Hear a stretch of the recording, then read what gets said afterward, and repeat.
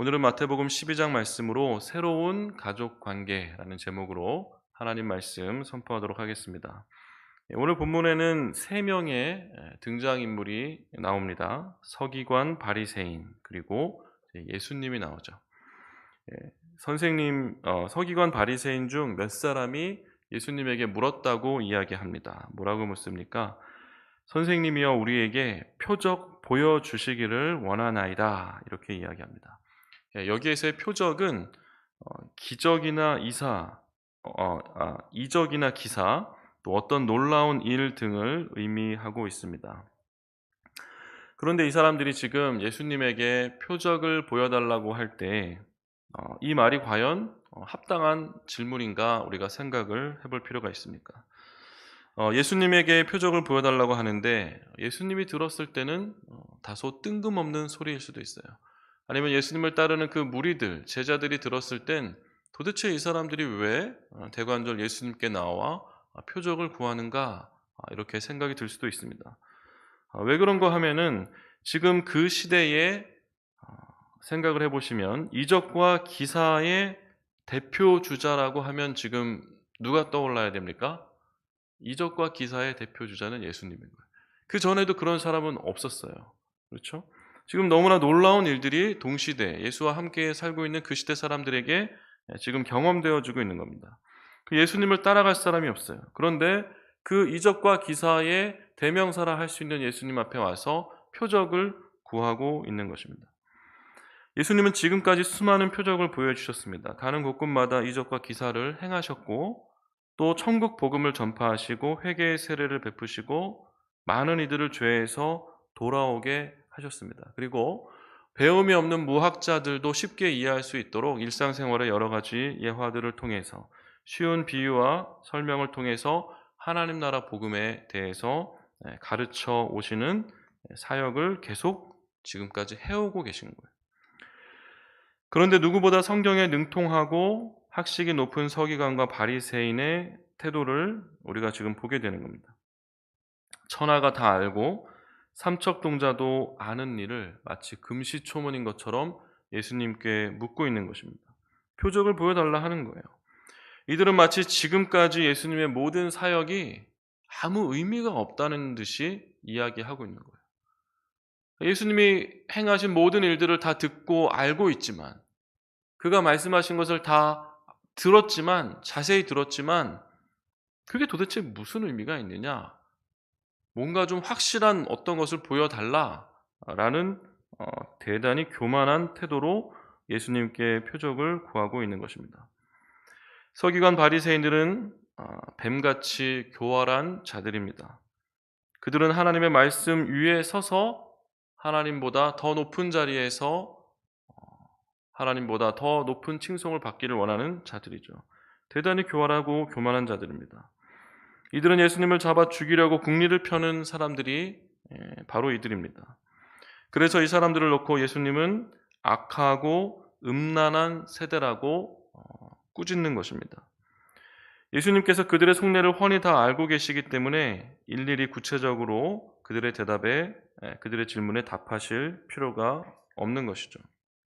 그래서 다소 난해하게 답을 주십니다.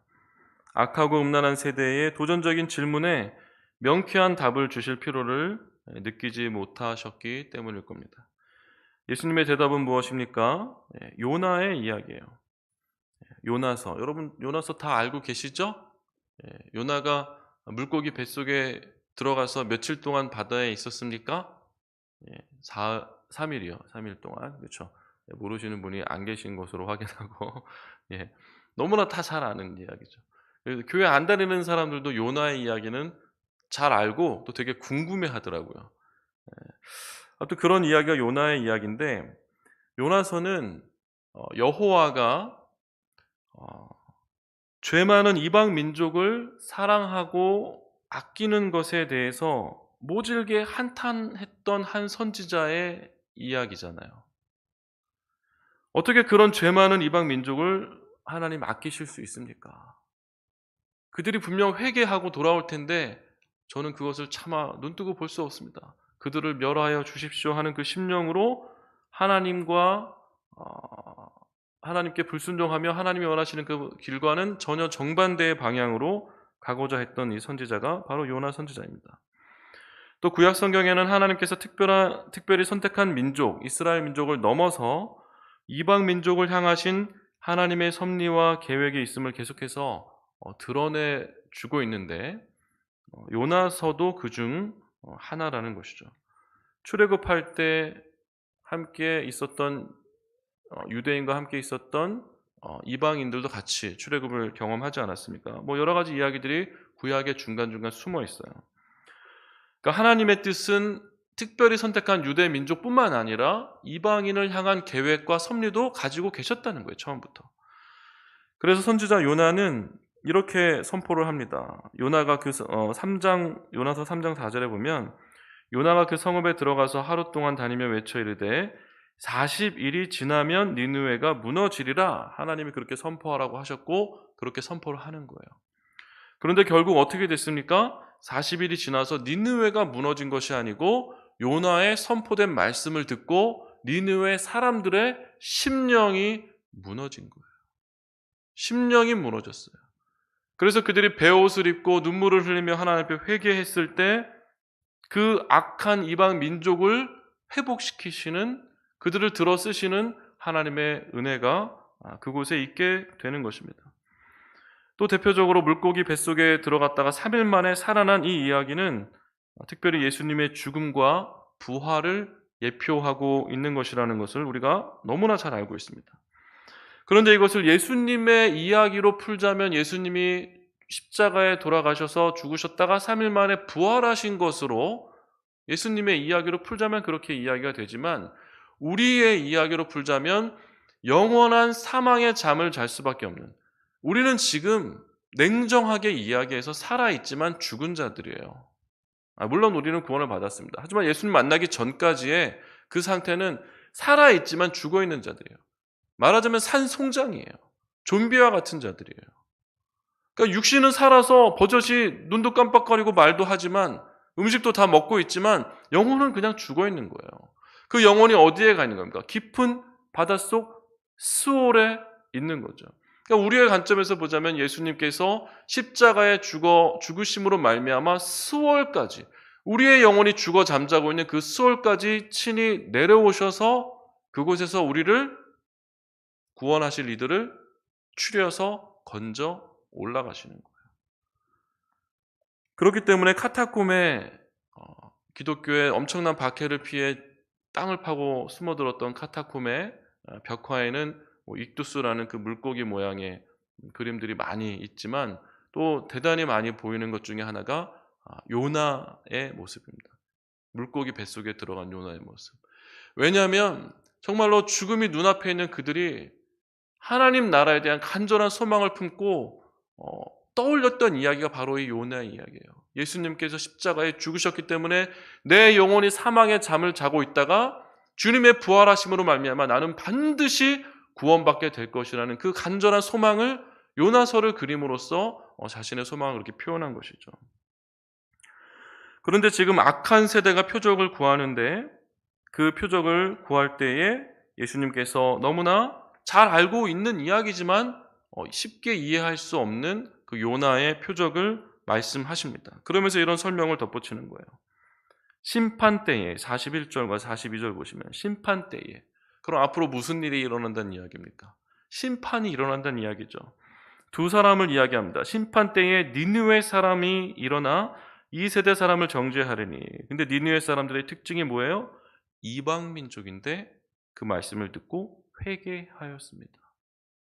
그러나 지금 유대 민족은 하나님의 말씀을 듣고 회개하지 못하고 너무나 오만한 모습으로 예수님께 표적을 당당히 구하고 있는 서기관과 바리새인들의 모습을 꾸짖는 것입니다. 42절도 마찬가지로 심판때에, 심판이 올 것인데 남방 여왕 누구예요? 마찬가지로 이방 민족이에요.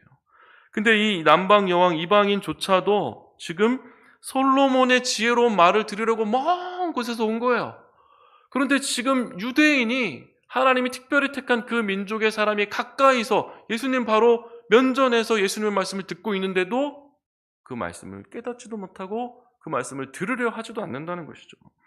이것이 악한 세대라는 겁니다. 그러면서 계속해서 예수님은 어머니와 형제 자매를 만나게 되는 그 모습이 또 마태는 이 모습을 기록하게 되는데요. 배열이 곧 메시지다라는 성경 해석의 관점에서 봤을 때 이 이야기를 여기다 굳이 실은 이유가 있을 것입니다. 예수님께서 무리에게 말씀하실 때 46절에 보시면 그의 어머니와 동생들이 예수께 말하려고 밖에 섰다. 아까 이제 십계명에도 나오는 것처럼 부모를 공경하는, 그것이 예수님이 왜 모르시겠습니까?